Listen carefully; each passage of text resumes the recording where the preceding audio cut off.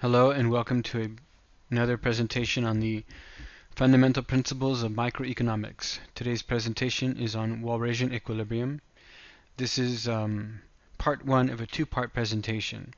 By the end of this first part of this presentation, you will have learned how to derive an Edgeworth box diagram and learn how to derive a contract curve. So let's get started. Okay, we begin our presentation with a hypothetical situation. We call it setting the scene. Consider an exchange economy with two goods, x subscript 1 and x subscript 2, and two consumers. Utility functions are as follows. The utility of individual 1, denoted u superscript 1, equals 3 times x1 raised to the power of 0.25 times x2 raised to the power of 0.75. And the utility for individual 2, denoted u superscript 2, for goods x1 and x2 is x1 raised to the power of 0.2 times x2 raised to the power of 0.8. The initial endowment for the two individuals, indicated by the lowercase omega superscript 1 and 2, is 4 of good 1 and 6 of good 2 for the first individual, and 10 of good 1 and 8 of good 2 for the second individual. Draw the initial endowment into an Edgeworth box diagram. Which points are feasible allocations? Sketch typical indifference curves for the two individuals and mark the space where improvement for both individuals is possible. So let's take a look at what we've done on the next slide. Alright, so I've gone ahead and drawn an Edgeworth box here, and let's go ahead and walk through how to read this box. In the lower left hand corner we have individual 1 represented with the superscript, right? x1.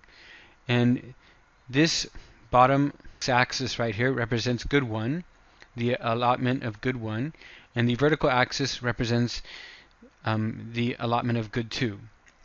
So this is for individual 1. Now if we go over here to the red corner, top right, we have also two goods. Superscript 2 represents the individual, so x superscript 2 subscript 1 means the amount of good 1 possessed by individual 2. And x superscript 2 subscript 2 represents the amount of good 2 possessed by individual 2. Now if we take a look back at our previous slide, we can see that the initial endowments for individual 1 are 4 of good 1 and 6 of good 2, and the initial endowments of individual 2 are 10 of good 1 and 8 of good 2. So then we ask ourselves, in our microeconomy represented by the Edgeworth box, how many units of good 1 do we have, and how many units of good 2 do we have? And we can learn that simply by adding up the initial endowments of good 1 for both individuals. 4 plus 10 is 14. So there are 14 units of good 1 in our microeconomy, and 6 plus 8 is also 14. So there are 14 units of good 2 in our microeconomy as well. So let's take a look back at our Edgeworth box, and you can see here that there are 14 grid marks along the top and 14 and the bottom, naturally, and 14 grid marks along the left and right sides. So the first question is, which parts are feasible allocations? So what does feasible mean? So feasible allocations are simply what are possible allocations. In other words, an unfeasible allocation would be 15 units of good 1 for individual 2 and 0 units of good 1 for individual 1. That would be infeasible because there are only 14 units of good 1 in our microeconomy, right? Similarly, if individual 1 were to have 15 units of good 2 and individual 2 were to have 0 units of good 2, that would also be unfeasible because there are only 14 units of good 2 in our microeconomy. So every allocation that can be described within this Edgeworth box is a feasible allocation. So if we take, for example, this point right here, where the red indifference curve and the blue indifference curve cross.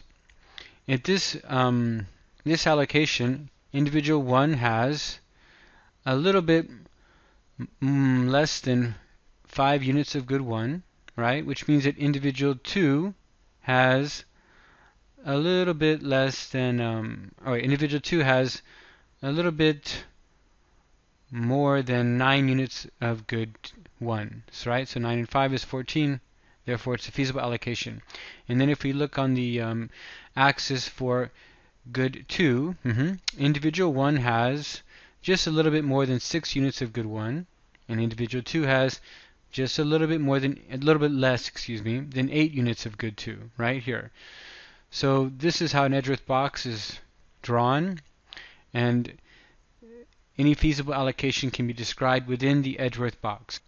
Okay, I've also sketched some typical indifference curves. These aren't just typical, they are pretty close to what the indifference curves actually are. If you don't know how to draw an indifference curve, it's very simple. I'll explain it to you briefly, and you can look it up on your own later. It's explained, I think, in several microeconomic books. But an indifference curve, think about what it means. It's a point of indifference, or rather the points of indifference. So individual 1 would be indifferent between this allocation, right, defined as a little bit more than 6 units of good 2 and a little bit less than 6 units of good 1, and this allocation, which is defined by 10.5 units of good 1 and what do we have there? 1, 2, 3 units of good 2. Because this indifference curve, basically the individual's utility at this point and this point is the same. They're indifferent. With respect to their utility, they're indifferent between this allocation of goods and this allocation of goods. That's why it's called indifference curve. These are all points of indifference, where the individual is indifferent between the different baskets of goods defined along this curve. And if you want to draw an indifference curve, you just assume a certain allocation of goods. You derive the utility with respect to that allocation. You increase or lower the allocation of one of the other goods. You point those along the graph. You mark those different baskets of goods along the graph, and you connect the dots, and that is your indifference curve. Alright, so we've also drawn an indifference curve for individual red. These two indifference curves overlap. So what does that tell us? The idea is that since we want the indifference curve to be moved further out from the origin, right? The red to be moved further out from the origin, we want the blue one to be moving further out from the origin. It means that there is room for improvement. If both of these indifference curves can be moved further out from the origin, right? Therefore, there would no longer be a gap between them. That means that we can have a Pareto improvement on this allocation, on the allocations represented by these utility curves. Okay, so we've marked the space where there's improvement for both individuals. We've also drawn indifference curves. Go ahead and practice drawing some indifference curves yourself. It's the kind of thing that is helpful in understanding the concept of an indifference curve. When you actually apply it by drawing an indifference curve, you start to understand, oh, wow, that's what an indifference curve is. It's no longer just a fancy word, right, with a few syllables. It actually has some meaning. And by understanding the meaning of the indifference curve, you'll be able to better grasp the other concepts in microeconomics. So let's go ahead and move along to the next slide. Okay. Determine the set of all Pareto efficient allocations in this microeconomy, also known as the contract. So we want to determine the set of all Pareto efficient allocations in this microeconomy, right? So we want to know what is the contract curve. That's the contract curve. So we start the process of defining the contract curve by first deriving the marginal rate of substitution for both individuals. Now, before we go on further, let's just quickly remember, review what is the marginal rate of substitution. It's very fundamental in microeconomics, and it's also something you want to have a good grasp on, which will help you to better understand the other topics. Now, if you recall, we showed that the marginal rate of substitution, we showed that in the presentation on Marshallian demand. MRS, right, marginal rate of substitution for short, MRS is everything that its name implies. It is the amount of a good that an individual is willing to give up to substitute, right, in order to achieve an additional unit of another good. So the marginal rate of substitution is a partial derivative of the utility function with respect to one good, right, divided by the partial derivative of the utility function with respect to the other good in a microeconomy. So, okay, conceptually, this is equivalent to evaluating the change in utility caused by a marginal increase in one good and dividing it by the change in utility caused by marginal increase in another good.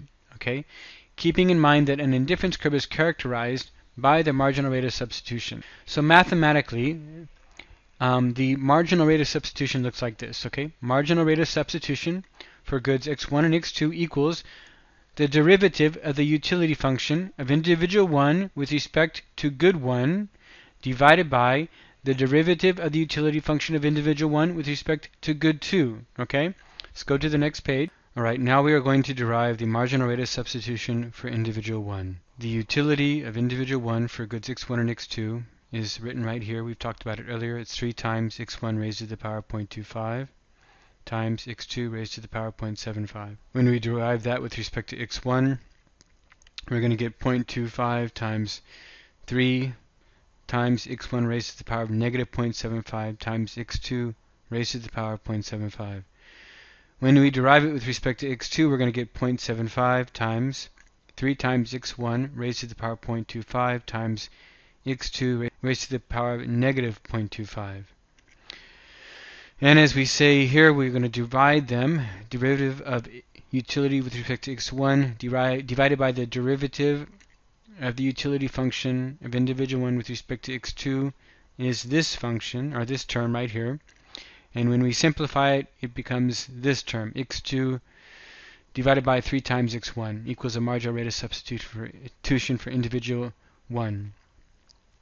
If you have a problem understanding how we were able to get from here to here to here to here, then I recommend that you just quickly review simple rules for calculus and exponents. Moving on to the next page now. Now we are going to derive the marginal rate of substitution for individual 2. So we have the utility function of individual 2. We derive it with respect to good 1. It's going to be 0.2 times x1 raised to the power of negative 0.8 plus, or rather times x2 raised to the power of 0.8. Okay, then we have the derivative of utility function of individual 2 with respect to x2, which is 0.8 times x1 raised to the power of 0.2 times x2 raised to the power of negative 0.2. When we derive these two terms by each other, the derivative of individual 2 utility function with respect to x1 divided by the derivative of individual 2's utility function with respect to good 2, we get this term right here, and we simplify it. We get x2 over 4x1, and that is a marginal rate of substitution for individual 2. Page. Now that we have derived the marginal rate of substitution for individuals 1 and 2, we have to set them equal to each other. Now, why do we set them equal to each other? Okay, let's go to the next page and find out. Think back to the first part of this problem. Remember, when the indifference curves are touching on mutual points of tangency, there's a condition of Pareto efficiency, right? So let's take a look at that in the graph one more time. Now here's another graph I've provided for you here, and on this graph, the indifference curves are almost touching. Well, they're more or less touching on points of it. They're more or less running tangent to each other. There's a little gap here. That's just because Microsoft PowerPoint isn't perfect.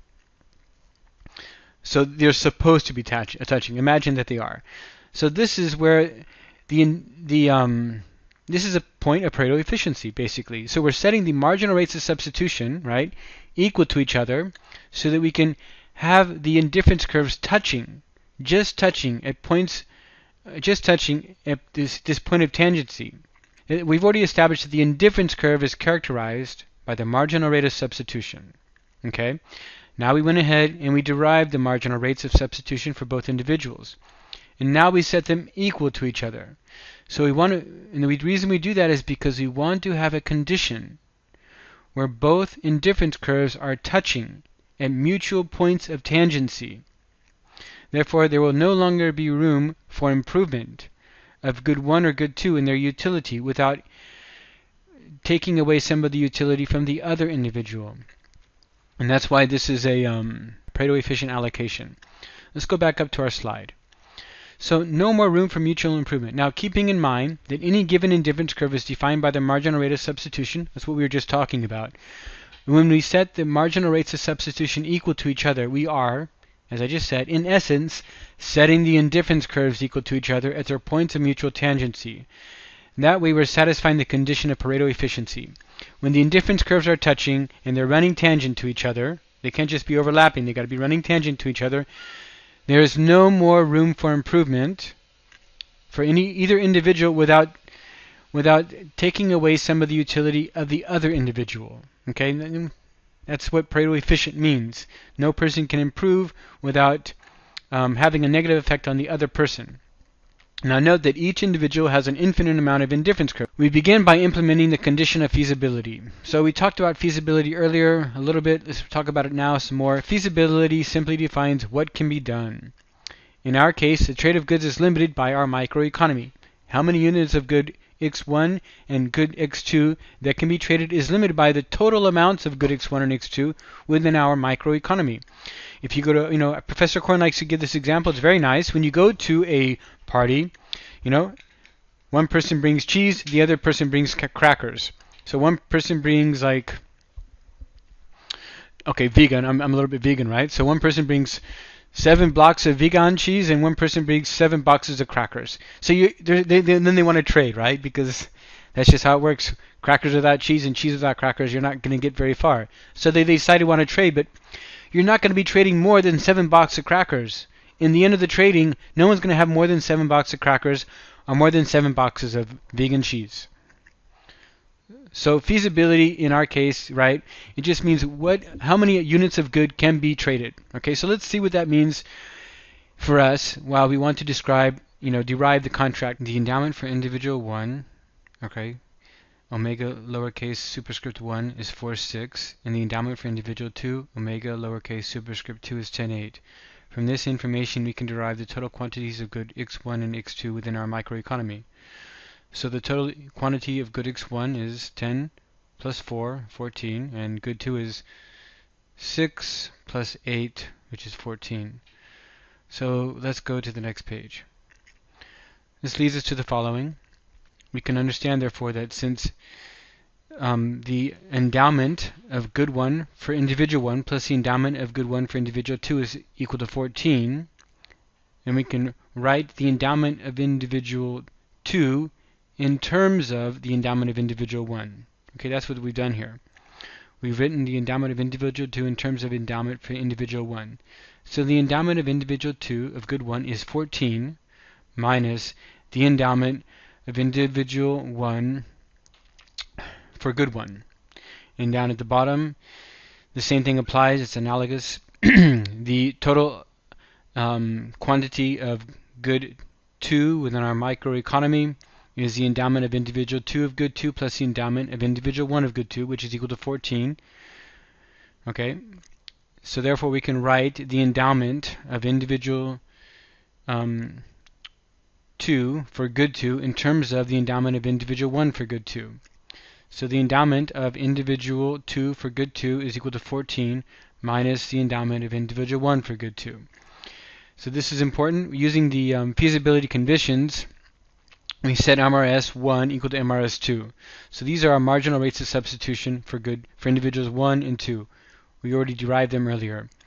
The only thing that we're going to do now is, instead of using the marginal rate of substitution we have here for individual 2, we're going to substitute in the values for good 2 and good 1, the values for good 1 and good 2, in terms of the endowments of individual 1. So that's what we've done here. So x1, so the marginal rate of substitution for individual 1 equals 14 minus the endowment of individual 1 for individual 2. Basically what we've done is we've taken the endowment of individual 2 for good 1 and written it in terms of the endowment of individual 1 for good 1. That's what's written on the bottom here. 4 times 14 minus the endowment of individual 1 for good 1. On the top we have the endowment for individual 2 of good 2 written in terms of the endowment of individual 1 for good 2. 14 minus the endowment of individual 1 for good 2.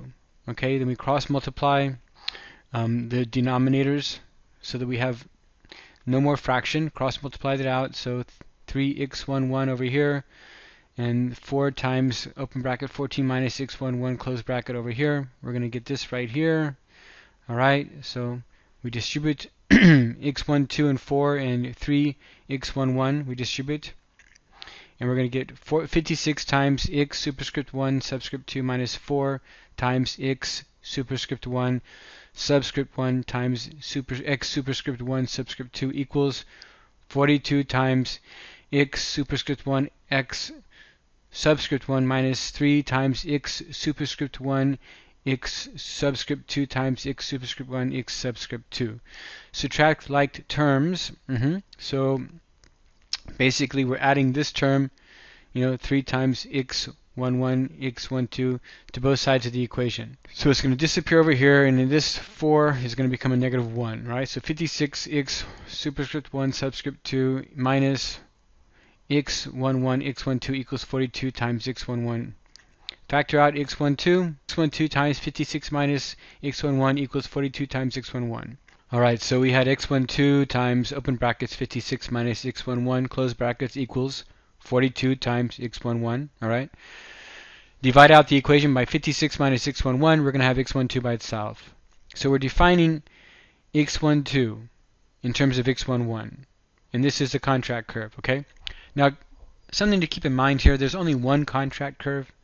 If you get asked in a problem on a problem set or something to derive the contract curve, just do that once. There's a lot of math in that. Don't take your time to do it more than once for every different good, okay?